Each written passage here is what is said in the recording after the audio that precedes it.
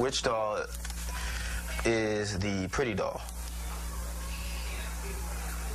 Which doll is the nice doll?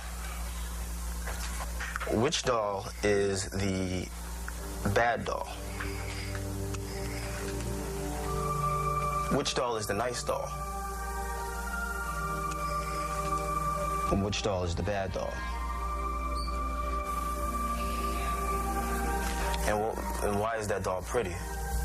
Because she's white and he has 2 eyes.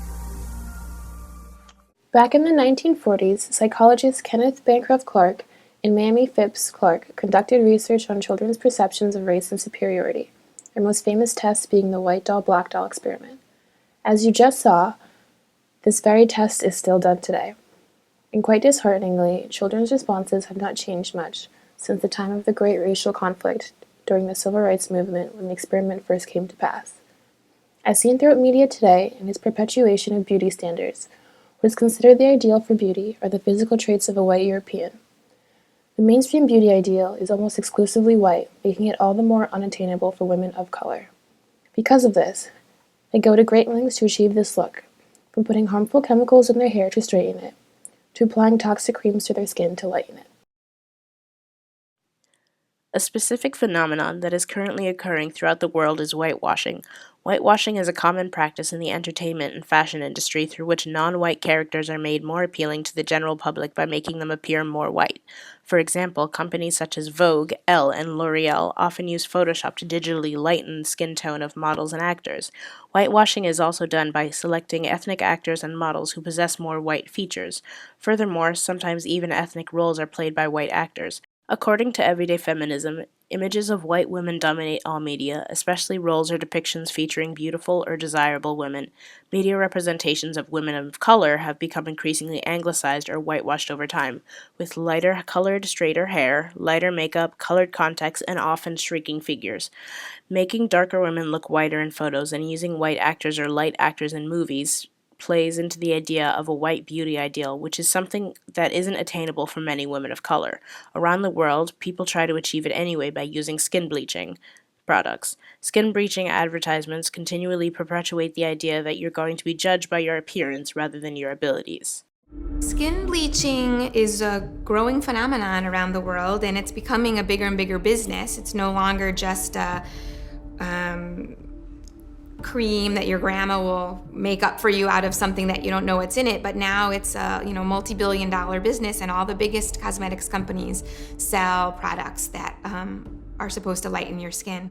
What's your definition of good hair? Something that looks relaxed and nice. If your hair is relaxed, white people are relaxed. Your hair is nappy, they're not happy. Another way that women of color have epitomized European beauty standards is through their hair. Do you believe that there is a such thing as good hair? Absolutely. I have the best hair in Atlanta. I have the white girl flow, and my hair does this. You have the what? The white girl flow. The white girl flow? Yes. Yeah, I could do this. And like a lot of black girls just can't do that with their hair, and they honestly just can't because they don't have good quality hair, and I do. Okay. We do stay in a Eurocentric lifestyle. In an effort to conform to society's standards of beauty, the good hair phenomenon emerged.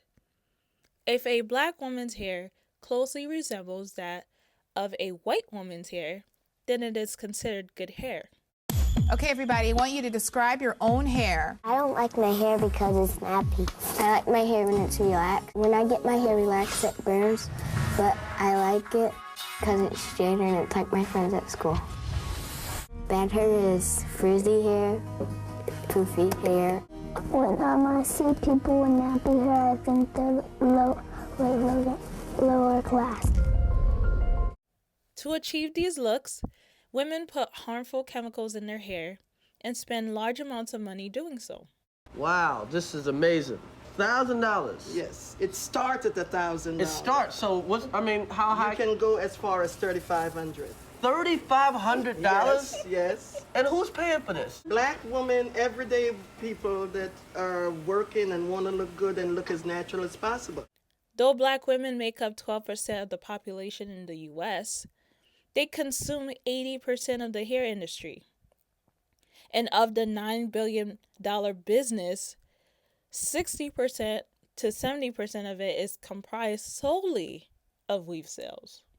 some of it synthetic, a lot of it coming from the Indian subcontinent and Southeast Asia.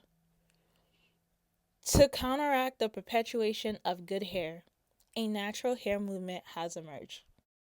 You don't have to have a comb to comb your hair. There are other ways to style your hair. The problem with black women is we have to learn how to style and treat our natural hair and stop trying to conform to something that is not natural and is unhealthy for our hair. Like, I feel like she smells like patchouli oil.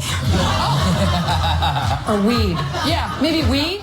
These standards go beyond simple aesthetics and personal preference. They also have a large effect in the workplace and educational environments. There are countless stories of people being discriminated against because of the way they wear their hair and the tone of their skin.